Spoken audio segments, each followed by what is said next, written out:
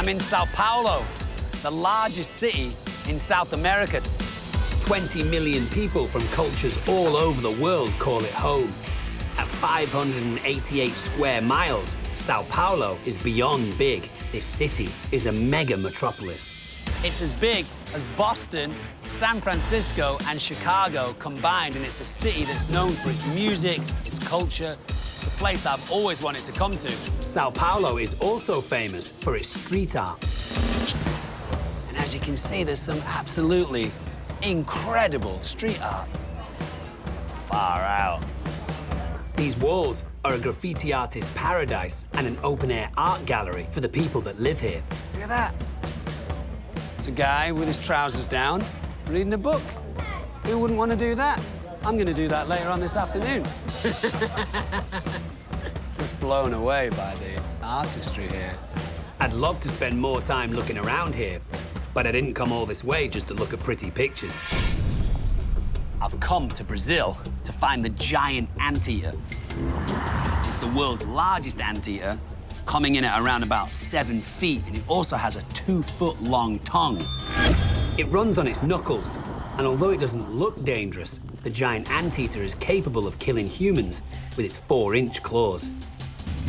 This may be one of the most bizarre creatures I'll ever have the opportunity to see. And with that in mind, let's get moving, Frank. But before I head off to find the anteater, I need to explore more of Sao Paulo's culture with a Brazilian friend.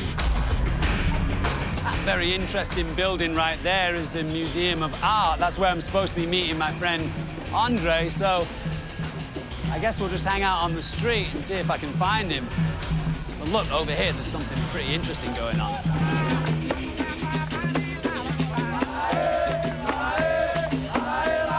This is capoeira. It started in Brazil with African slaves who used it as a form of self-defense, but it's since morphed into a truly unique Brazilian sport. As you can see, it's like a combination of dance, a little bit of kickboxing, a little bit of jiu-jitsu nowadays, maybe a little bit of breakdancing as well. And it's so fast, like it looks like they are gonna hit each other at some point, but they never do. Hey, what's happening? Good to see you. Andre Vieira is an old buddy of mine, and he's promised to show me the best of Sao Paulo. This is great, huh? What's not so easy, huh? No, it doesn't look easy at all. But that won't stop me giving it a try. Accompanied by music, capoeira combines evasive self-defense moves, acrobatics, and precisely aimed kicks. Nothing like what I'm doing right now.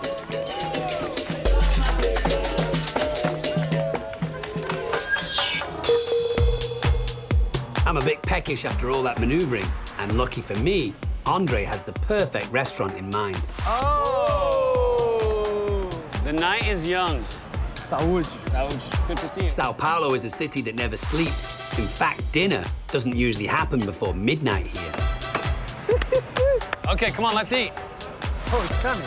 Andre orders us a rich Afro-Brazilian seafood dish, stewed slowly with coconut milk. This is a typical muqueca. Muqueca is Brazil's African and Portuguese culture in a single dish. Ah, this is good, man. Very tasty. That sauce is great. Taste this one. So what is this? What's this drink? The most famous drink in the world, caipirinha. Caipirinha is Brazil's national cocktail. It's made with Brazilian rum called cachaça, sugar, and lime. Wow, we're off to a good start. So where are we now? Vila Madalena. Very popular neighborhood, you know? With over 15,000 bars and clubs, it's easy to see why the city is known for its 24-hour party culture. Oh my God, I'm such a fan of Puerto Rico. Hi, how are you? I'm such a fan. Oh my God, can we take a picture? Sure. Oh, cheers. Salud. Salud. Brazilian ladies appear to be very friendly. I could get used to this. Andre might stay there for a couple of hours or so, but probably a good time to call it a night. See you in the morning. Day 2 in Brazil, and I have a huge day ahead of me. From Sao Paulo, I'll be traveling 650 miles northwest to the biggest wetland on the planet, the Pantanal. It's an area the size of Great Britain and home to some of Brazil's deadliest creatures. But you can find poisonous and venomous creatures anywhere in Brazil. So before I leave Sao Paulo, I'm going to see if I can find at least one in this small forest on the outskirts of the city. These little palm fronds here that have rotted and fallen down from the tree, these are great places for animals to seek shelter. Oh, hang on. Little spider. Quite an interesting little spider. This is the brown recluse spider. It looks harmless, but if you search online for the brown recluse, you'll see that this innocuous little spider can actually deliver a pretty powerful bite. What I'm going to do now is give this spider the opportunity to have a walk around on my hand. The bite of a brown recluse spider, you can see some truly horrific injuries. Necrosis at quite a large level. What that means is that the person that's been bitten has a very violent reaction to that venom. And at the site where they get bitten, that part of their body starts to rot away. The only time that they bite is when they feel threatened. And as you can see, it's just very happily walking around on my hand, sweet as a lamb. One of the world's most dangerous spiders, the gorgeous brown recluse spider. I'll leave this venomous creature here because my last stop before the Pantanal has thousands more. It's life-saving anti-venom, and I need to stock up on my supply. Safety first. Just in Brazil, there are over 75 venomous and poisonous creatures that can cause serious injury to humans. Scientists are studying many of them here at the Institute. Lethal snakes, toxic spiders. We have about 5,000 scorpions here. Oh, wow. These are all scorpions. In terms of dangerous creatures per square foot, I might be inside the deadliest building on the planet. The Butantan Institute houses over 55,000 poisonous and venomous creatures. Researchers like Fun Wee Wen need to milk venom from these deadly creatures in order to make life-saving anti-venom. Wow, you have a lot of spiders here. Yeah. Like, look at this, Frank. Look, that's all spiders. Spiders, just stacks of spiders. This is the Brazilian wandering spider. Arguably the most dangerous spider in the world, right? One bite leads to intense pain, paralysis, and, if left untreated, death. And how do you encourage the spider to give you its venom? I'll show you in the other room. Wee tells me the Butantan Institute has one of the most unique spider milking processes in the world. In my head, I feel like it's like milking a cow, but it might be different. It's very different. This brave researcher pulls back the spider's legs while the venom glands are stimulated with electricity. So this machine here administers a small electric shock. Yeah. Very small. Very small. The spider will feel, but it wouldn't die. It doesn't harm it. No. It just makes the spider, ooh, something happened. And then these ladies can now go into the venom gland itself. Except this time, they've offered to let me give it a try. Okay. Take this. Yes. So this little plunger is going in between the spider's mandibles. It's tiny, it's just a little drop. What these guys do now is take this venom and administer it to horses. The horses build up immunity to the venom by developing antibodies in their bloodstream. Those antibodies will then be taken out and used later on as anti-venom for a person as a way of surviving a spider bite from a dangerous little creature like this. Thanks. But snakes account for the largest amount of anti-venom created at Butantan. 70 million vials of snake venom are produced here every year. This is a Botrops, a Ferdinand snake. Oh, it's a Ferdinand.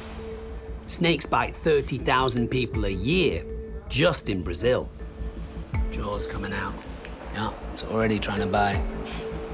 a little bit of venom, and its fangs fall down from the roof of its mouth like switchblades. They just come down. The venom then gets squeezed from these venom glands.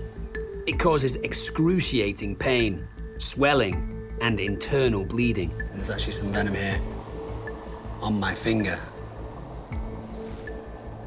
Wow, it's a lot. And that would have to go into your bloodstream to cause a problem, so I can actually lick that. If I had cuts in my mouth, it would be a problem, but... Doesn't taste of anything. Não tem gosto? No. No? It's okay. Bueno. Now that I've sufficiently grossed out the researchers, it's time to hit the road. From Sao Paulo, I'm driving 650 miles to the Pantanal, where I'm meeting an anteater expert. It's a gorgeous drive, but a long one. Fancy a little pit stop, Frank? You've been driving for a while.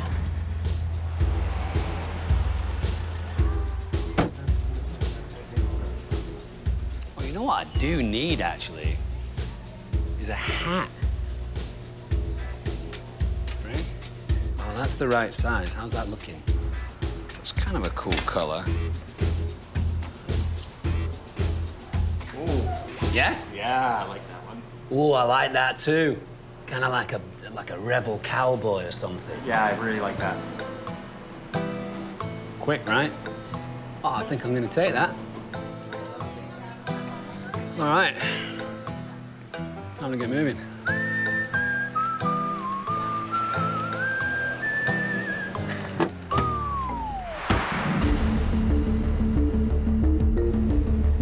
After an epic 15-hour drive, I finally arrive at the Pantanal. Come on, let's go.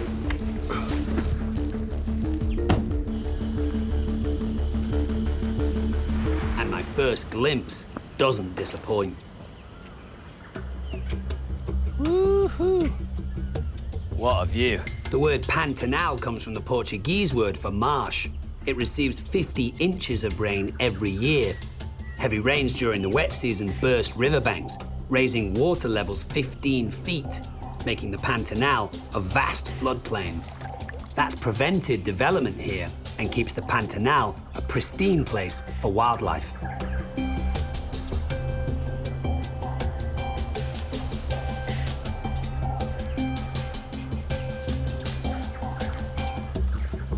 That's a good sign. Anteaters are big fans of termites and ants. And this looks to me to be a pretty big termite nest. You can see them just starting to come out. When an anteater breaks open a termite mound, they have to slurp up as many as possible before the soldiers arrive. It's the soldiers that defend the colony with a sharp sting. This is the first line of defense, and they'll build this little area up very quickly. For the anteater, it's worth the effort. 5 ounces of termites contain double the amount of energy of a 5-ounce piece of steak. This termite colony is a promising find. These guys are here, the anteater is as well.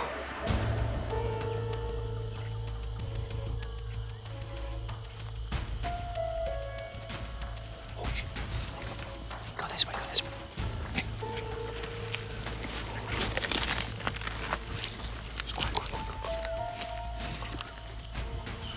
I got it.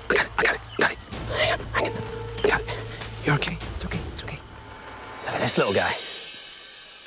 Woo-hoo-hoo! Now, I think the only reason why I was able to grab hold of this guy is because it's a little chilly here in the Pantanal today. And since reptiles are cold-blooded, they slow down when it's cold outside. You can see just how pretty this little guy is. These guys are known as the giant amoeba.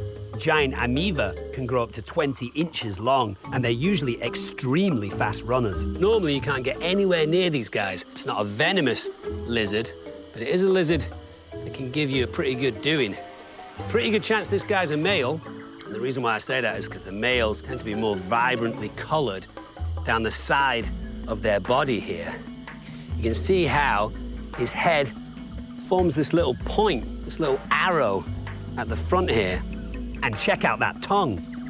Very much like a monitor lizard's tongue, long, with a very distinct fork at the end. And also, one of the things that stands out with this guy, look at the length of his tail. And this is one of the lizards that can actually shed its tail. If you look just here, there's a slight discoloration. At some point in this lizard's life, he has actually lost his tail, and it's grown from this little stump here. Pretty cool, right? The giant amoeba. I'm gonna put him on the ground. Hopefully you can go find a nice girlfriend and you guys can cuddle up somewhere warm together. Good luck, little guy. Just up the road, I've found my home for the next few days, the Posada Aguape Ranch. They've been working with cattle there for about 150 years. There are over 1,500 head of cattle at the ranch and 60 horses to help work them. I'm meeting an anteater expert here in a few days. Right. In the meantime, ranch manager Joanna Morano is helping me get settled in. Welcome to Posada Aguape. Thank you. Joanna tells me they're going to bring in some cattle tomorrow, and I'm welcome to help out. For that, I'll need to bring out my inner cowboy.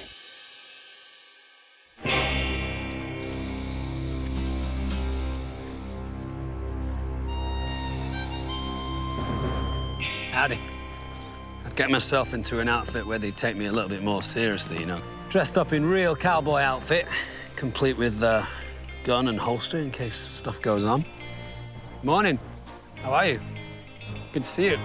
Brazilian cowboys are called pioche, and no doubt, I've made a good impression. They gave me a horse who I named Silver, and I promised to meet them on the cattle run in a bit. But for now, I'm gonna take a quick solo detour. I head out to a nearby river where animals might congregate for food and water. Nice. Well, I'm pretty sure Silver's gonna be okay back there for a little bit, so let's have a look in this water, see if we can find any action.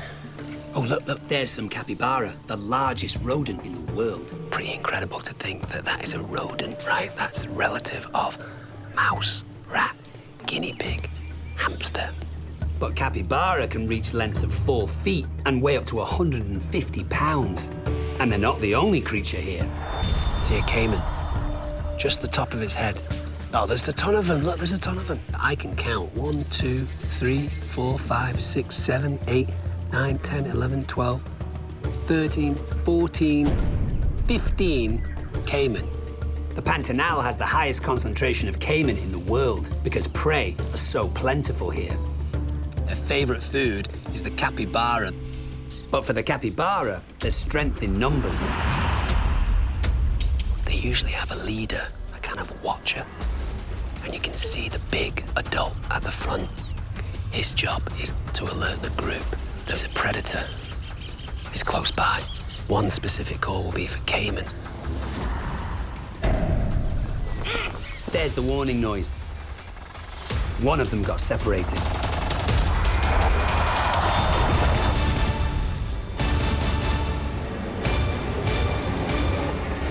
The caiman have found their first meal. Crocodilians don't have the ability to subtly eat their food. They tend to just grab it, twist around, tear off chunks, and then swallow all of it, bones and all. They're very, very strong stomachs that can deal with digesting all parts of those creatures. You can see that very unusual gait that the caiman has. And it's stopping right in front of us. Not graceful on land, but an efficient killer in the water. Very, very good hunters. All around their mouth here, they have little electrical sensors. They'll sit with their mouth slightly open, and anything that goes by this area, they'll snap shut like a steel trap. It's probably about as close as I've been to a caiman this size. They can grow up to 5 feet long, and this one's definitely showing off its might.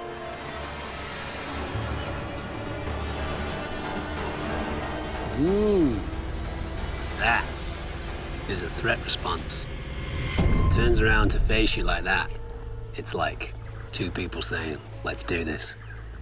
Definitely thinking about exploding towards us next. It's probably a good idea to back away now and give this caiman its territory back.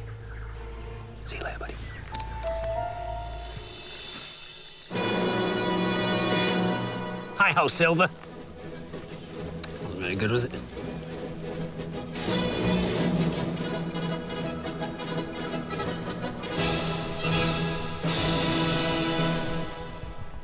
Not quite what I was going for.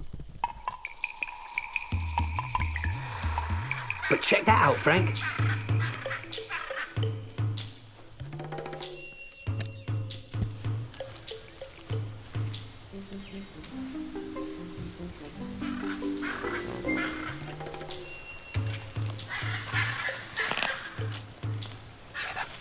There's two of them.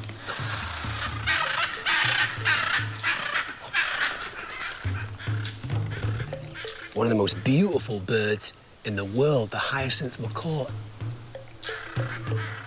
At almost 3.5 feet, they're the largest parrot on the planet. Just look at the size of that beak. It's a beak that's able to crack into extremely hard shells and nuts, and that forms the majority of their food. These macaws are so intelligent, they've been seen making tools out of stones and pieces of wood to hold their food in place while they're eating. And anyone who's an avid bird watcher would come to the Pantanal to see this animal. They're named after the hyacinth flower because of their equally brilliant hue. Stunning. The largest parrot in the world, the hyacinth macaw.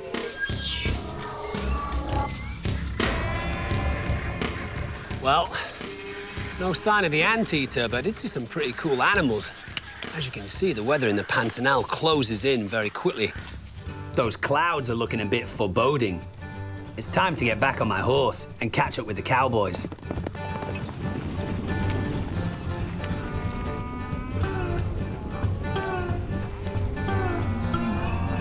They've rounded up the cattle and are taking them back to the ranch. Come on, cows. But with a little bit of wrangling from the guys, they're heading down this little pathway with us. Totally well behaved. Seems quite easy.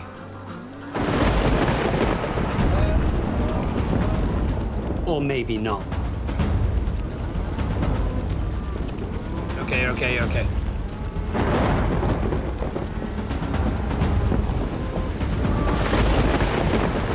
The lightning is freaking out the cattle, making our job twice as hard. The Pioche have warned me that flash floods could cut off our way back to the ranch. We need to get back quickly before we can't get back at all. Despite the epic downpour, we managed to get ourselves and all the cattle back to the ranch. Oof. Whoa. I tell you what, the rain comes and goes in this part of the world. Obrigado.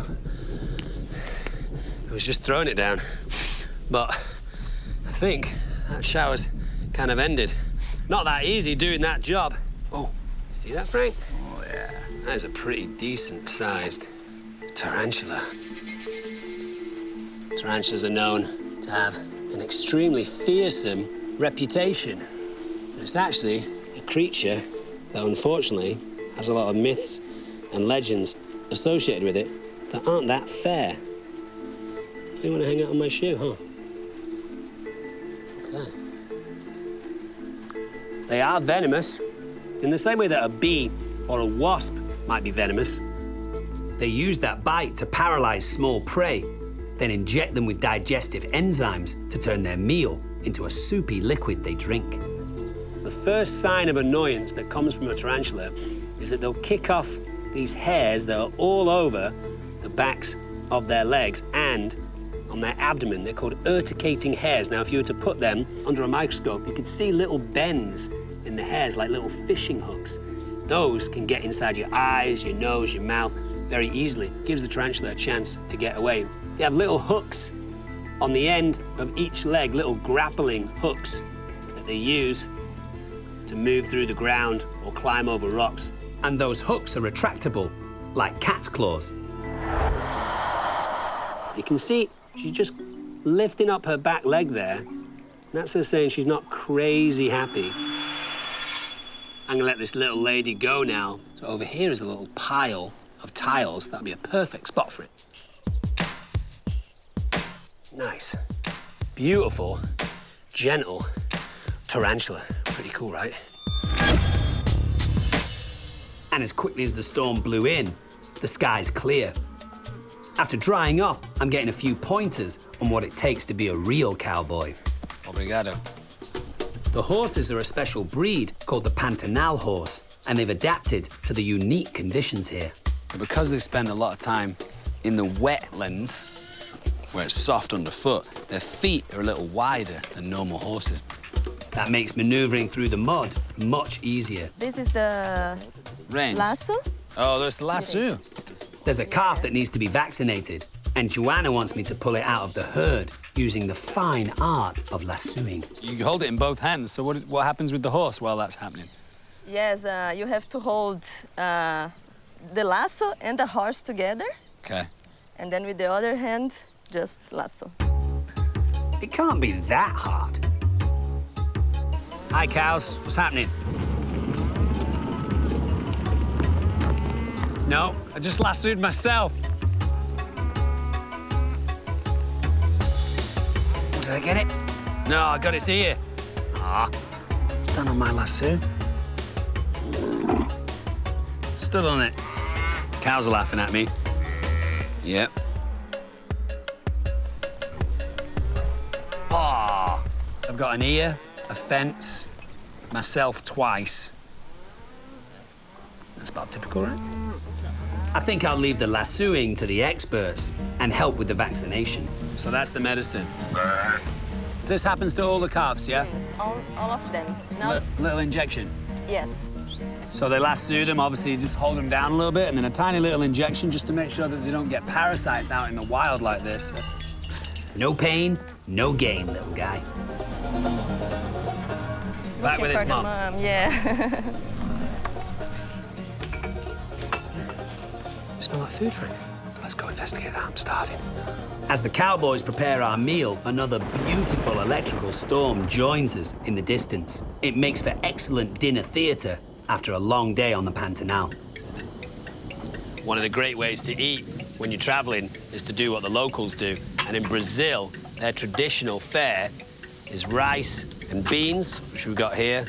Different types of potato. This is like a yucca type thing. But you eat meat, right, Frank? Oh, I love meat. In Brazil, it's a very important staple in their meal. They tend to eat a lot of beef, and the beef is of a really high quality. You know, in England, we very rarely get the chance to cook outside. It's normally when it's hot for like 10 days of the year. Doing it at night time in a thunderstorm in Brazil is quite different. Dinner and a show doesn't get any better.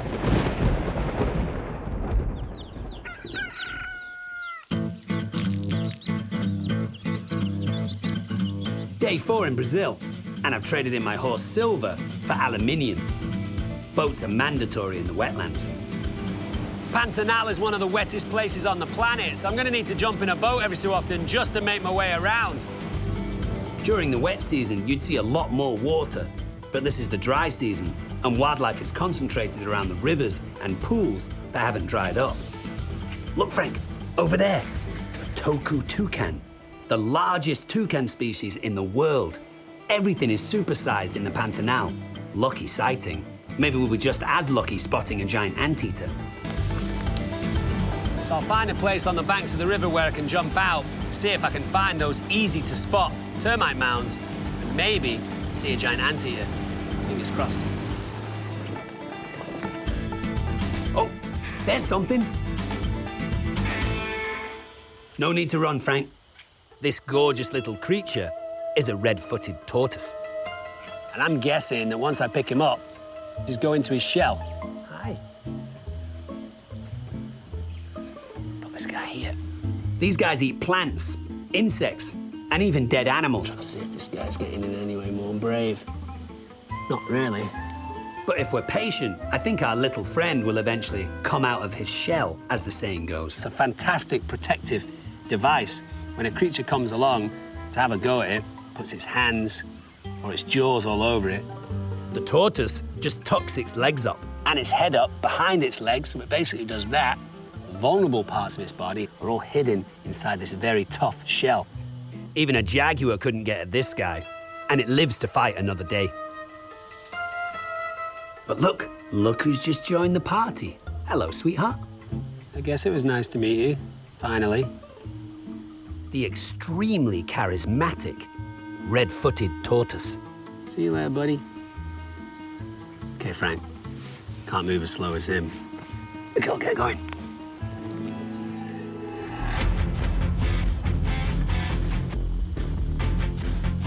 And thankfully, it doesn't take us too long to spot something much faster. Frank! On, Frank! Gonna go. Oh, no, you don't.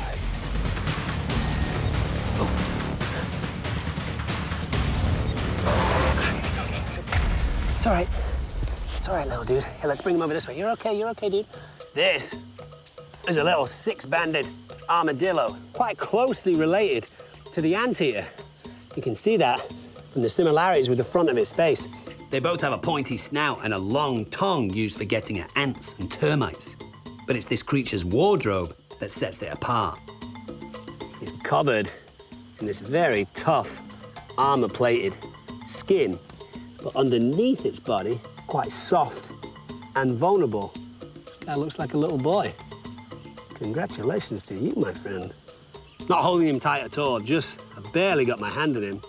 If I let this guy go, in a matter of seconds, it can dig a hole and hide its soft underbelly. And they do it with these extremely sharp claws.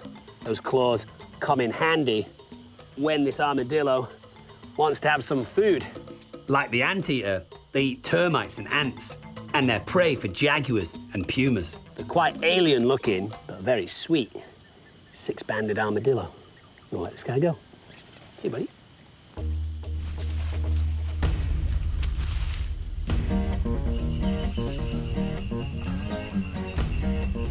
I'm not having luck with anteaters,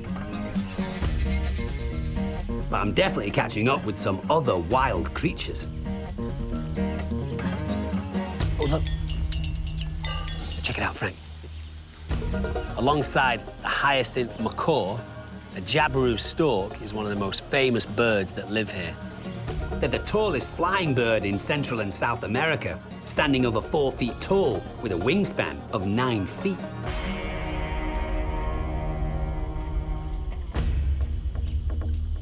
And there's quite a distinctive little throat patch just under its bill here. They're big fishers. You can see with a massive bill like that, it can attack some pretty significant fish. And storks are known for building ginormous nests, up to 8 feet wide. You can see them in trees very easily. Here we go. Take off. One of the largest flying birds on the planet. See you later, jabiru stork.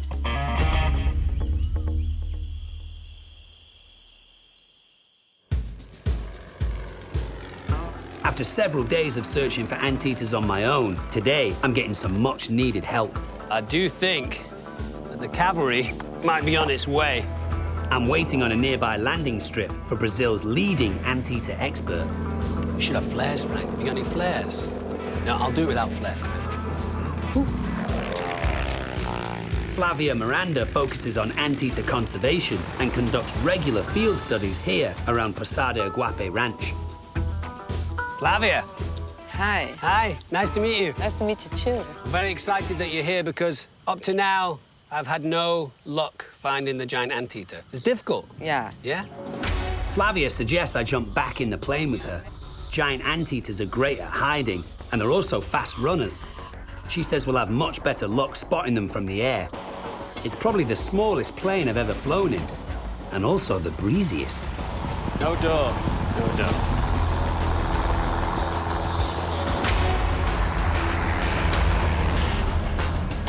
Flavia tells me we need to get away from all the trees to find the giant anteater. You need to find the open landscape. Yeah. This is not possible to see the anteater. Once we get out into the plains, we should get a chance to see them. They are quite conspicuous, dark collared, big bushy tail, quite a bizarre looking body shape. You can see just how green it is here, which is an indicator of just how much rain the Pantanal... Oh, look, Frank, look. Look, Frank. There's one. Underneath you. Nice. I saw it. Turn around. Our challenge now, catching up with it on the ground. Once we find it, researcher Flavia and her team will need to tranquilize it so it's safe to study. All right, we're gonna load up into these cars now. We've probably got something like a 10-minute drive or so. Hopefully the next thing we'll do is find this incredible animal. We'll need to be careful the anteater doesn't detect us first. Their sense of smell is 40 times more sensitive than ours. Even though it has a good sense of smell, it doesn't have good eyesight at all, really. So as long as we stay in the right direction for the wind, there is a chance that I'll be able to get quite close to it before it's able to detect that I'm there. Stay nice and quiet, Frank. You see all these termite mounds? That's obviously a good reason for the anteater to be here. Dominic, look there. We found our giant anteater, but there appears to be a very cute complication. It has a little baby on its back, tiny little thing. They usually have one offspring in a year, and this one looks pretty new. I think I have only one more. Oh, really? Yeah. So Flavia was saying she thinks the baby is maybe about a month old. We can't tranquilize the mom, right? No. Because of the baby? Yeah. Okay. Obviously, if you tranquilize the mom, the baby's going to be under quite a lot of stress. In the interest of everyone's safety, Flavia doesn't think we should get any closer. The mom's probably going to be a little bit more protective with a baby on its back. Not only that, but we're being followed by a herd of cows. We're not exactly inconspicuous. So we move on searching for another hour. Frank, oh look, when we do spot another anteater, it's already onto us. Wait, stop. What it's probably trying to do now is find somewhere to hide. So we should try and cut it off.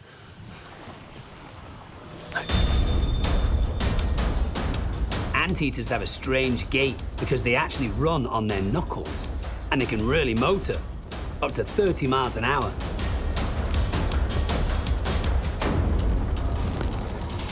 Pretty sure. Let's just head around that corner. But if it goes down into this tree, depending on how thick this tree is, there's a chance we might lose it. What's still going in here? Not sure, really. It's quite thick in here. Obviously, with that camouflage, they just kind of disappear, and when it sits still, you're never going to see it, so... Oh, look. We've got only one chance with the tranquilizer dart. If it feels threatened, it could charge out of the bushes with its claws out. A direct hit.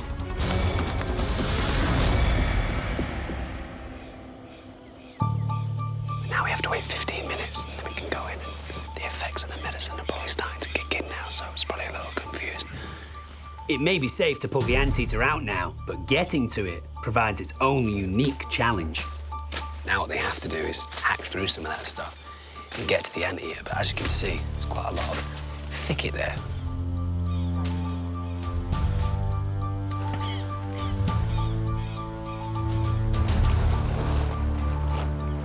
Their first order of business, measure the anteater's weight.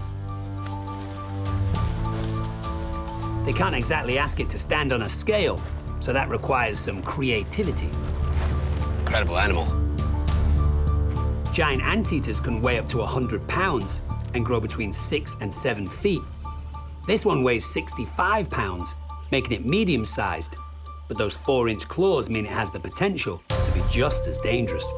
Now, it doesn't walk on these claws, it actually walks like this. It walks on these knuckles, protecting its claws. So it'll move like this when it runs.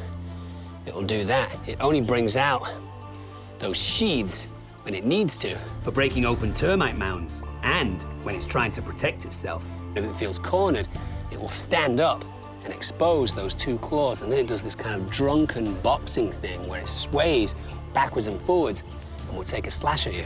In fact, Flavia's had a close call with an anteater that slashed her arms. These are the claws that cause those scars on you, Flavia, yeah? Yeah.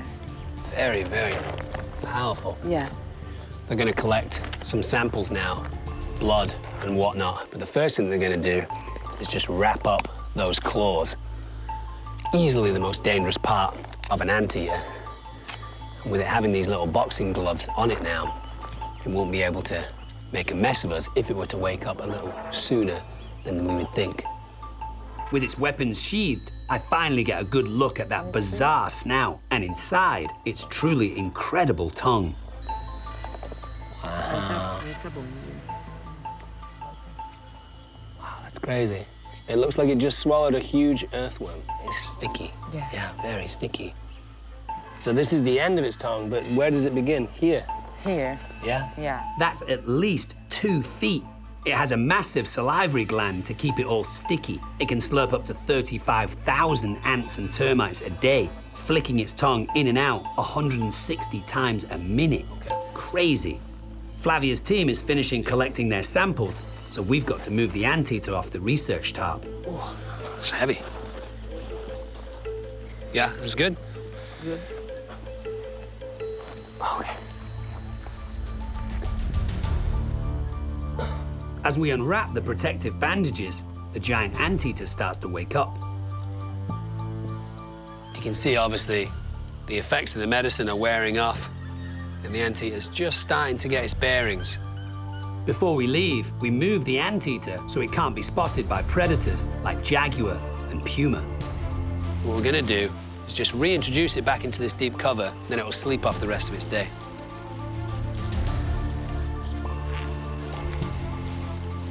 One of the most bizarre and interesting mammals on the planet, the incredible giant anteater of Brazil. See you later, sweetheart.